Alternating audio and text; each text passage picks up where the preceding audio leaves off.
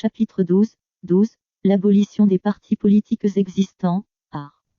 1er. Les hommes naissent et demeurent libres et égaux en droit. Les distinctions sociales ne peuvent être fondées que sur l'utilité commune. Article 1er de la Déclaration des droits de l'homme et du citoyen de 1789.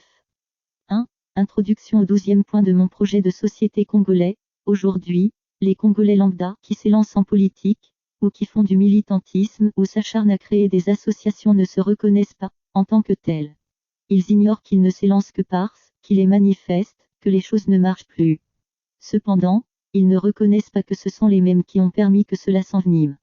Et que, le cancer du délaissement de la politique se métatarse, pour détruire, finalement le développement national. Ils s'en prennent aux partis politiques et au régime dictatorial. Trop tard, le mal ayant été incrusté dès les débuts, en 1969, par ceux qui savaient où ils entraînaient le pays, c'est-à-dire, dans le chaos. De nos jours, ils sont parvenus au bout de leur rouleau. Et, ils précipitent le pays dans un désastre, qui interpelle pour une renaissance civilisationnelle. C'est pour cela que, nous devrions nous engager, chacun de nous, à faire prévaloir son droit à sa liberté, et à travailler, en politique, et en tout et pour la libération globale de chacun de nous, et du peuple congolais, de tout totalitarisme et de toute tyrannie de la dictature oligarque kleptocrate de l'apartheid sassoïste-oyocrate. Tout humain doit être mis à sa place et en valeur. 2. Développement du 12e point de mon projet de société congolais. Le Congo a besoin d'en finir avec les antivaleurs héritées de la période de la militarisation de la politique congolaise. Car ce qu'elle a charrié est le rabaissement du civil en face du soldat, et une violence politique inouïe, qui ne doivent plus se pérenniser. Il est temps que nous nettoyions valablement le paysage socio-politique congolais. Et que nous en créions un moderne, pour développer l'ensemble sacré de la nation congolaise. Et que l'auguste Congolais s'émancipe. 2.1. L'abolition des partis politiques existants. Il est donc temps que nous nous mettions à œuvrer pour répondre à cet impératif déterminant le fait de savoir, trait d'union, comment mettre fin à l'existence de tous les partis politiques ayant existé depuis leur création, jusqu'à aujourd'hui. Parce qu'ils ont conduit le Congo dans sa pire crise civilisationnelle depuis 60 ans, sous la dictature de Denis Sassou Nguesso, au travers de son apartheid sassoïste-oyocrate. Et ceci est l'analyse, le plus patriotique qui n'ait jamais été émise, par un patriote et un nationaliste congolais, épris d'amour et du devoir d'émanciper le paysage politique congolais. Et ceci, par amour pour la population congolaise, et l'impact que devra produire cette réalisation. C'est osé. Et cependant c'est le plus grand pas vers le rassemblement des Congolais lambda avec eux-mêmes. Cela les convient à tout reprendre avec une entière dévotion sur eux-mêmes. En plus, cet effort d'émancipation civilisationnelle œuvre en les invitant à renoncer à ce qui aura favorisé tant de déchirements et tant d'échecs pour la population. C'est la preuve qu'une population tout entière peut s'engager à se repentir de sa marche. Car, il reconnaîtra qu'il a commis de la négligence sur le devoir de se prendre en charge. En ayant ainsi tout laissé entre les mains d'une certaine classe politique, qui devait faire de la politique à sa place. Elle, la population, se comportant comme un toutou qui ne voudrait rien connaître, sur la politique. Pour ne pas faire de la politique. Là même où faire de la politique deviendra synonyme de la sorcellerie, dans le subconscient congolais. Et il s'est reposé sur ses lauriers, se confiant entièrement à cette classe politique. Car les gens ont été formatés de telle sorte qu'ils se disent que la politique c'est le mensonge, le meurtre, le vol, la domination des uns sur les autres, l'oppression des dirigeants sur la population, l'assujettissement du peuple contraint de faire ce qu'il ne veuille jamais faire. L'exploitation de tous en faveur d'une frange, la plus minoritaire du pays. L'abrutissement de tout ce que l'on devra mener comme des moutons de panurge, à l'abattoir politique de leur enterrement social, et à la disgrâce économique. Extra néanmoins, avec cette décision populaire et publique d'abandonner tous les partis politiques existants, et d'en créer des nouveaux, nous entrons dans une ère de plein volontarisme sociopolitique, devant convier tout le monde à se prendre en charge, en politique, sur toute l'ère nationale, et en toute activité productrice du savoir-faire et du savoir-être. Et chaque compartiment de la vie individuelle et collective sera mis en exergue par tous, et non par des dieux. Des partis politiques véritablement nationaux, il est ainsi affirmé qu'il est temps d'apprendre à toutes les couches de la population congolaise, de s'unifier politiquement, en formant des partis politiques véritablement nationaux, et de participer à la vie politique de chaque village, canton, département, région, municipalité, et ville, de manière libre et déterminante.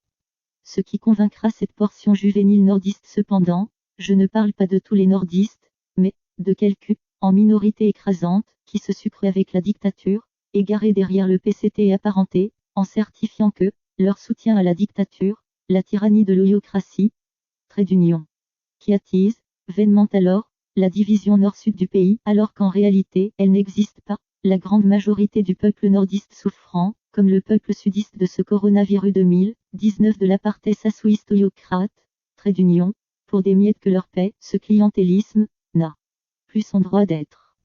Ils se sont égarés, et nous devrions les récupérer.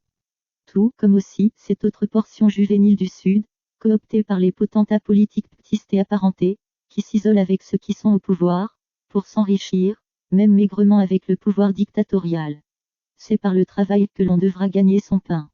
Et non, par le fanatisme politique.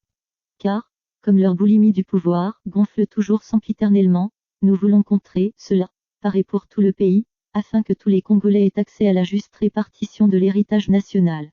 Qu'ils cessent leur jeu hypocrite et idiot, car, nous combattons pour tous les Congolais. Nous n'avons donc pas besoin des concurrents, qui tentent de maintenir au pouvoir un régime, que tous abhorrent. Et qui devient anachronique. Mais aussi, celle du Sud qui pense que faire de la politique devrait devenir un engagement au travers duquel on devrait indéfiniment démontrer que les nordistes ont détruit le pays. Trait d'union, ce qui n'est pas faux en soi-même, trait d'union. Cependant, nous devrions nous engager autrement en politique. Parce que nous sommes sommés par l'histoire, en certifiant que notre devoir, c'est que nous devrions coudre un panier social et politique congolais, qui mette avant tout l'unification et la réunification de toutes les couches sociales nationales, dans une patrie indivisible, quelle que soit la forme républicaine qu'elle prendra. Et c'est cela, prouver que l'effort de guerre est dissous. Que les intrigues sont anéanties, et que tous doivent se reconstruire.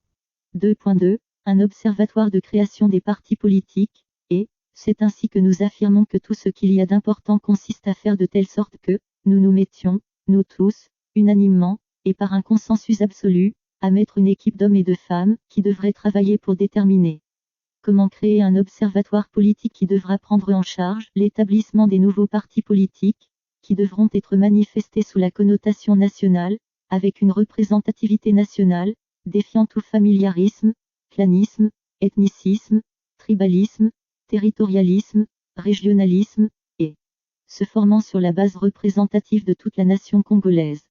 Cet observatoire aura tous les renseignements et toutes les informations sur les adhésions, et œuvrera avec les nouveaux créateurs des partis politiques, pour que leur ouvrage politique soit selon les normes, que nous tous nous mettrons en évidence pour les nouveaux partis à créer. La bipolarisation de la vie politique congolaise, aussi, pourra-t-on tout simplement créer une vie politique bipolarisée, avec un parti de droite et un parti de gauche. Ce qui permettra à la fois, la fin du clientélisme, avec les Congolais lambda qui devrions choisir de quel côté ils se retrouveront, et comment est-ce qu'ils feront pour développer le pays, selon les convictions de droite ou de gauche. Ce qui permettra l'alternance politique, sans encombre. Il faille simplifier la politique pour faire d'elle, une affaire de représentativité nationale que les pouvoirs législatifs et exécutifs exercent en politique, sans que les autres pouvoirs ne soient colorés par la politique. Car, il suffise que nous sachions que ceux qui exercent la politique le font, pour parvenir au pouvoir, en vue de conduire les destinées de tout un pays, et non, pour se servir, soi-même, avec ses acolytes avec lesquels on est parvenu au pouvoir.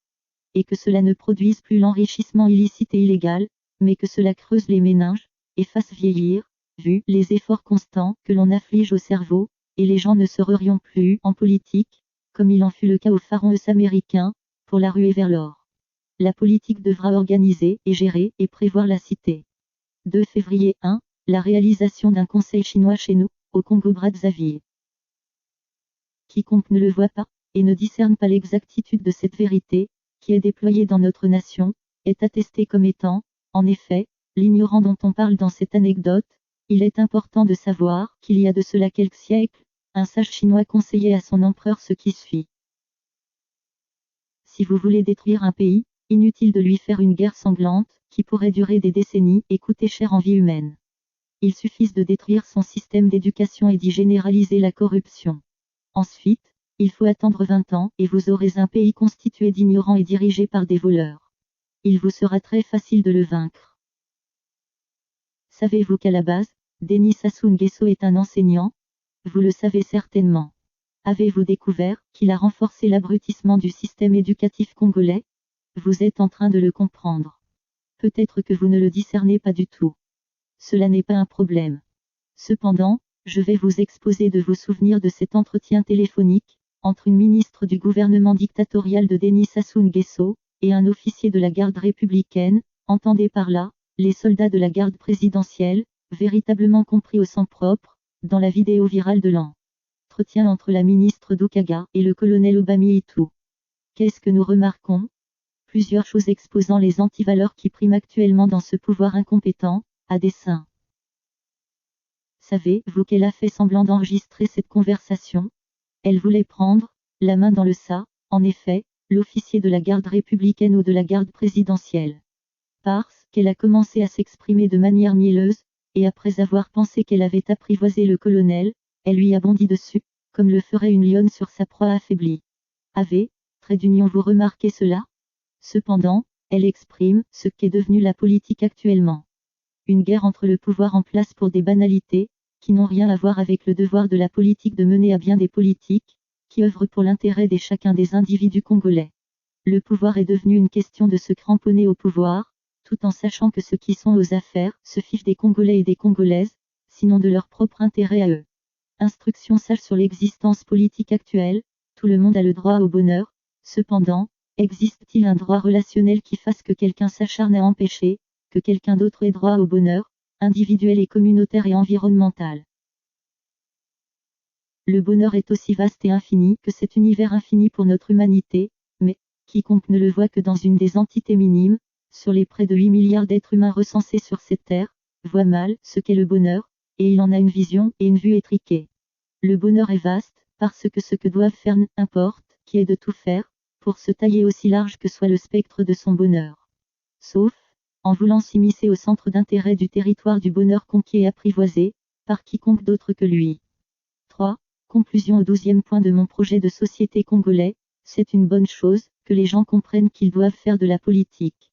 Et surtout, qu'elle ne sera plus faite de manière rétrograde et archaïque, mais que celle qui s'affichera progressivement sera centrée sur la décentralisation, et la définition et la création de l'intérêt national. C'est ainsi que nous allons mettre fin à 60 ans de domination politique partisane.